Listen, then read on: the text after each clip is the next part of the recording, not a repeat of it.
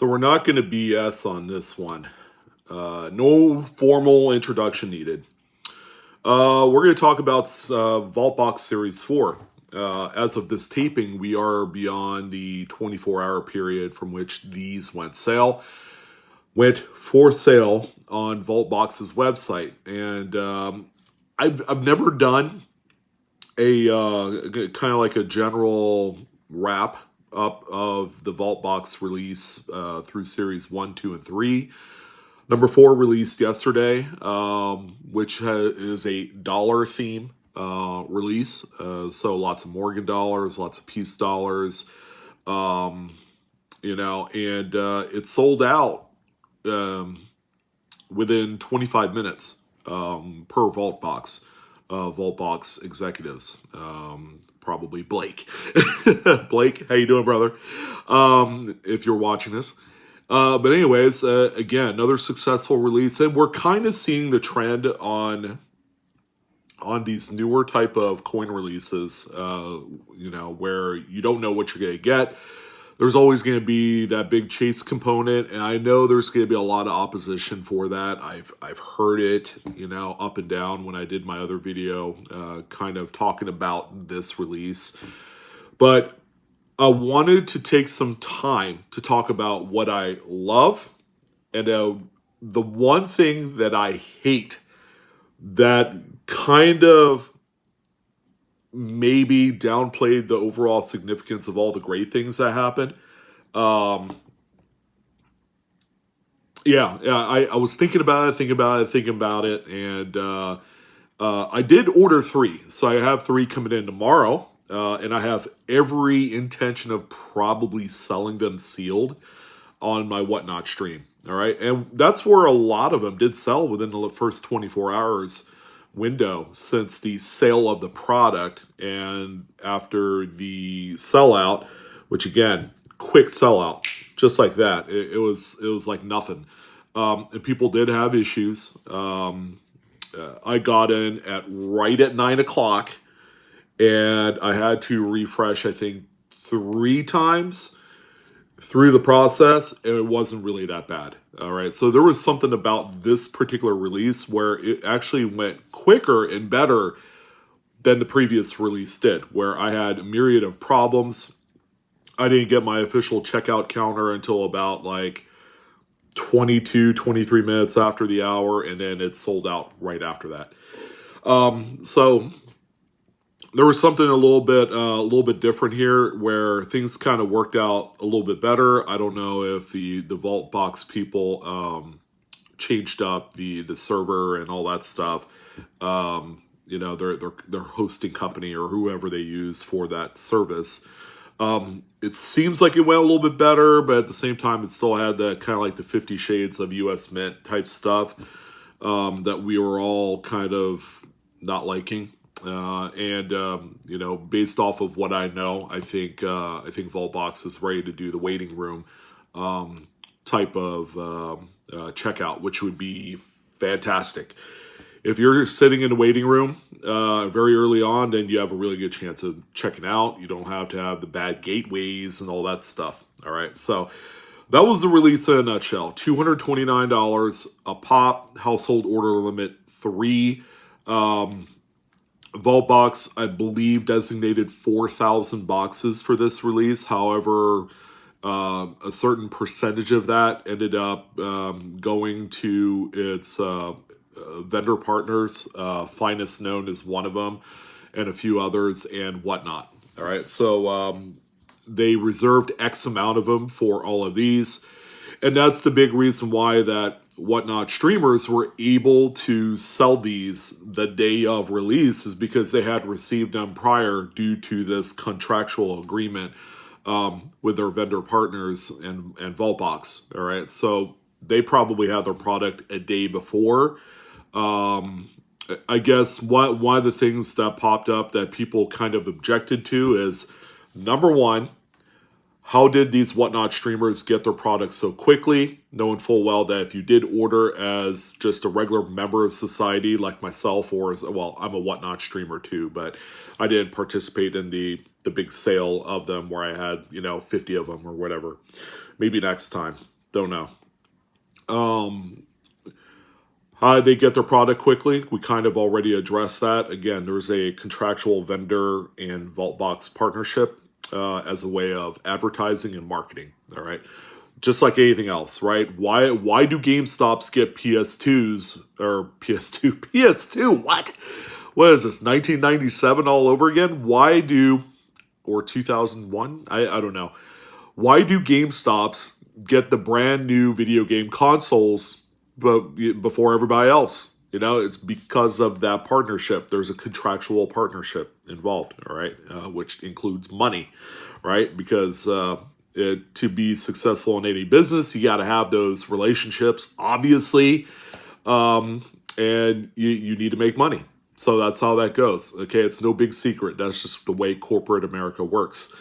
So we address that. And then I guess number two, and this is something that probably is making its rounds right now. The top 5 coins of the release. The first one is an 1885 Carson City Morgan dollar in a NGC. And by the way, they graded all the coins with the new NGC X 10-point grading scale. The classic coins, these are the very first classic coins to feature the 10-point grading scale. But anyways, going back to that Carson City, it graded a 9.7, which is similar to, which is the same. It's not similar at all. It's the same as Mid-State 67. That's a huge coin. That's an almost $10,000 coin. That was the big prize. And then right after that, there's the 95W proof Silver Eagle, the big one of the series. There were a couple Mid-State 9.7 peace dollars, some extraordinarily high graded examples, a 1923 and I believe a 25, and those kind of like round out, I guess, the top 5 because all those coins have values of between like $3,000 and $6,000. So there's other big chases. So I get my product tomorrow as a regular member of society that went on the website and ordered theirs. Okay, so if you ordered 1, 2, or 3, they usually send them FedEx, I believe. FedEx or USPS priority mail. I think they've done FedEx before. I think they've transitioned to USPS priority. 2-day ship, 3-day ship, somewhere around there. Depending on where you're at in the country, you'll receive yours either tomorrow or Saturday. So even before the regular plebeians ended up receiving their product, guess what?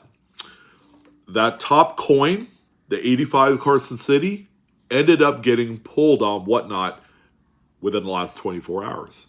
So even before the regular people ended up with their product, the top chase coin is off the board right off the bat. That's a little bit sour. A lot of people that had heard about this who did not participate in any Whatnot auctions, they're obviously a little bit sour, and rightfully so, right? The comparison between Series 3 and 4 was also another thing. Like, they had, people believed and thought that there were more bigger featured coins in Series 3. There was that proof trade dollar that was worth a heck of a lot more than 85 Carson City. So there is that. That was in the conversation as to why isn't there a coin that's, priced similarly to the proof trade dollar from Series 3. And, the only reasonable explanation I could see from my optics is that they kind of switched around and balanced it a little bit more by adding more red core hits. The red core, ladies and gentlemen, if you pulled a coin that has a red insert or a silicon insert or whatever that material is in there, that's one of the big featured coins you could pull from the product. And what I've noticed is that for Series 4, there's a deeper list of red core hits. Again, it's all kind of like a balancing act to try and infuse more value into the product that say if you did hit a red core, it's going to be A, more frequently. I think they said 11% of the time was the pull rates on a red core compared to regular black cores. And, it's just more value.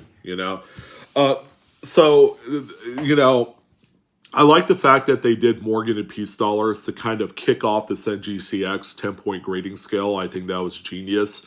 And it's just, two of the most popularly collected coins. And I have no doubt in my mind that whether you ended up with a red core or a black core, there's going to be that 50 to 100% additional premium because of the Vault Box label that's on there. So the secondary market people who paid $229 a box, okay, then let's say worst case scenario, you ended up, with 3 straight black core hits, which are just the base hits, then you're going to be good as gold, right? And there was a lot of Morgan and Peace dollars that were included in the black core hits, and they're kind of like your more basic, your 1881 O's, your 1884 O's, your 1897 P, a lot of like basic dates and like 9.3s, 9.4s, which are 63, 64 grades, on the Sheldon scale.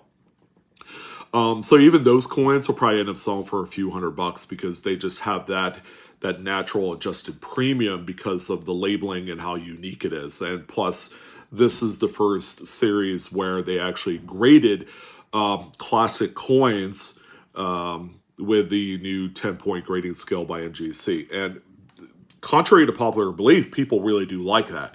But there was this other purist group that absolutely hate it. They're all about resistance to change, and we don't care about the sports card and comic book world, where that's where a lot of the focus is geared toward when it comes to introducing this 10-point grading scale, is because that it's an easy transition if you wanted to go from one hobby to the other.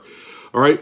And that's like a component that has certainly helped infuse our hobby with more younger people, which is great. Just going to the Pittsburgh A&A, we got to see that firsthand. We had some like kids that are like 13, 14 years old, all the way up in their mid-20s, throwing down multiple racks of dollars, to buy some really big coins. I'm like sitting there, even I don't even have that much money, but yet these kids, like junior influencers and social media nuts, they're out there throwing down $2-3 grand a pop on these coins, and then they're going across the way and selling it to someone else, after they get their 5 minutes of FaceTime on YouTube or TikTok or Snapchat or whatever the case may be. Whatever. So there is definitely a lot more emphasis on bridging that gap from one collectible to the other by introducing a 10-point grading scale. And then sooner or later, we're going to get into like the comparisons of Vault Box versus the newly released Ultra Breaks, which is sponsored by PCGS, which is a completely different. It's not completely different. The concept is similar, but there's still a chase component to it. It's just the execution is different. Is it worse off? Is it better off? I don't know. We'll talk about that later. All right, so there's a lot to love. All right, I did like a lot of it, but the one big stink, aside from the fact that the 1885 Carson City is off the board, the one thing that I absolutely hate about this release that I wish these were never in there: Silver Eagles, the new Morgans, and the new Peace dollars. I think these kind of diminish the overall fun factor, and it's not really a balance thing, but I would have preferred not to see any moderns in there, right? I don't want to see any Silver Eagles. I don't want to open up a Silver Eagle that grades a 9.9. That is a subpar coin to me for a release that is geared towards introducing the new 10-point grading scale to classic coins. I think if I had to choose a suitable replacement, it would be, and this is something that I noticed when I looked at the distribution list, there wasn't that much Peace dollars in there. I probably would have added more Peace dollars even if it would have ratcheted up the count a little bit on some of those more common dates, like a 22, 23, I probably would have liked to see more Denver and San Francisco mint marks of some of those dates. Whether they grade only like a 9.1 or whatever, because some of them are truly tough dates. But I did not want to see any friggin' Silver Eagles. I didn't want to see any of the new Morgans or Peace Dollars, whether they're the 21s or 23s. It's just, it's kind of a downer, you know? And there's no, I get it. They're all dollar coins, and I see kind of like the association with keeping those in there. But I think in the spirit of the message in which we're telling the consumer, hey, for the first time ever, we're introducing the 10-point grading scale NGCX to classic coins. They should lead off with that and continue with it for the balance of Series 4. No Silver Eagles, none of that stuff. The people that ended up bidding on Whatnot, and by the way, man, these things have a stupid secondary market. By no fault of Vaultbox's own, right? They came out with the introductory price of $229, which undercuts Ultra Breaks, and they're kind of like in that sweet spot category for a singular coin, all right? And they understand that the secondary market on opened coins obtains more money over what the same coin in the same grade in a traditional non-vault box graded holder would go for. But the auction prices, they were averaging $325 to $350, so obviously about $100 premium if you missed out on release date on the Vaultbox website. Whatnot had your instant gratification, that dopamine hit, just kind of like tie up a rubber band around your arm and get ready for the injection. It was a ridiculous 24 hours. I probably had personally witnessed maybe 400 or 500 unboxings of Vaultbox, and that's out of like the 4,000 or so. And then more to come. And then there's a couple well-known Whatnot streamers, DSS Enterprises, Moon from DSS, and Bjorn from Trader B. All right, they're going to go head-to-head, and the person that unwraps the most amount of red cores, it's some sort of competition going on tonight. So, again, there's going to be more product that's going to be coming off. I'm pretty sure tonight there's going to be another, I don't know, another 500 that's going to end up selling tonight, just between those two gentlemen.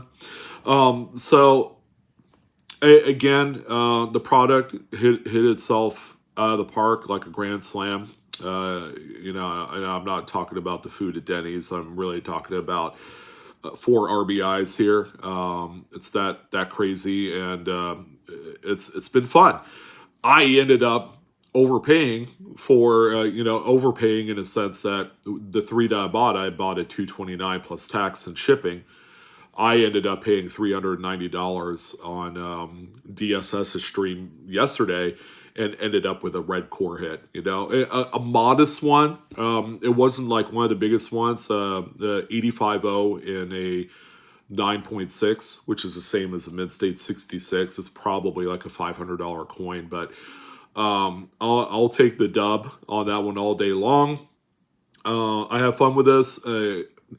I've come to the conclusion that I may have a little bit of an addictive personality because of Vaultbox.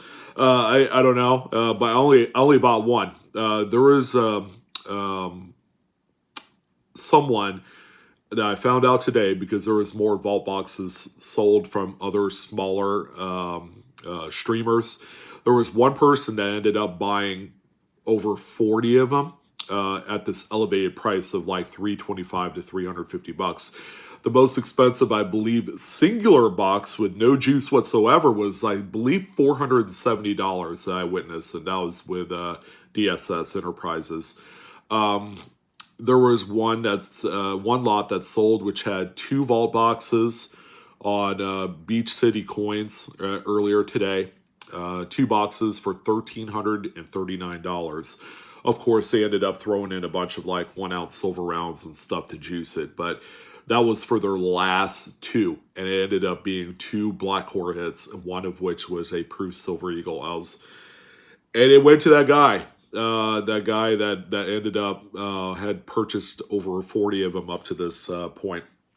So it's been crazy. This kind of reveals, okay, number one, who has the money and who's willing to cough it up, because we could all say, well, it's a ripoff and all that stuff, but you can't argue that the product sold out, all right, and that the market, the secondary market, is stupid right now. Even I fell for it, and I got lucky. I went 1 for 1, and I've come to the conclusion that I'm probably gonna sell my 3 and call it a pitch or a promotion or whatever you know, because obviously someone's gonna say that in the comments, like, oh, you just wanted to pitch his 3 boxes.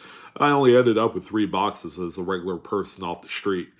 So whatever, I guess. You know, sure, I'll take the tendies all day long, because that's you know, the capitalist world that we live in, and there's nothing wrong with making a little bit of profit. So there you go. That's kind of like my overall synopsis of Vaultbox Series 4. Series 5 looks to be ridiculous. They have early commemoratives and all sorts of other great shit in there that I'm looking forward to. I'm kind of hooked, you know, but this particular release right here, right out of the gate, I had some pretty high hopes for. And then when I saw that there was Silver Eagles, I was like, it was kind of a downer, you know, like, I think out of the 4 Vaultbox releases, number 4 might actually be my least favorite. But again, I could see clearly through my optics as to why this is the case. You know, again, it's all balancing. You know, to make the product more fun. And I can't really say more affordable, because $229, a lot of people don't have $229 to cough up, and number 2, they just don't want to, you know, go through all the internet issues. So yeah, that's it. That's Vaultbox Series 4. It's one and done. Series 5, I believe, comes out, I don't know when it comes out, probably December might be the target, or might be after the first of the year, because they have this 3-month sales cycle. So Series 4 is out now. I believe Series 3 came out in June, somewhere around there. So it's 3 months. So we're probably looking just after the first of the year, after the holidays kind of wind down, and then bam, we're gonna get slammed again with Series 5. And again, a lot of people are very high on 5. So there you go. All right. Well, thanks for coming in, guys. If you did end up buying some of these, I wish you best of luck if you're going to crack yours open. And to all the haters out there, I don't blame you for hating this thing at all. It's not made for everyone. It's way too expensive, too indulgent. It brings out the gambler in all of us. And, you know, at that elevated pitch price on Whatnot and everywhere else on eBay, it's hard to make money off these. All right. But keep in mind, the actual slabs introduce a whole lot more extra value than the ones that are not in Vaultbox slabs. So there you go. Have a great day. I will see you guys later. Take care and enjoy this hobby. Probably in other ways than Vaultbox. So I'll see you guys. Take care.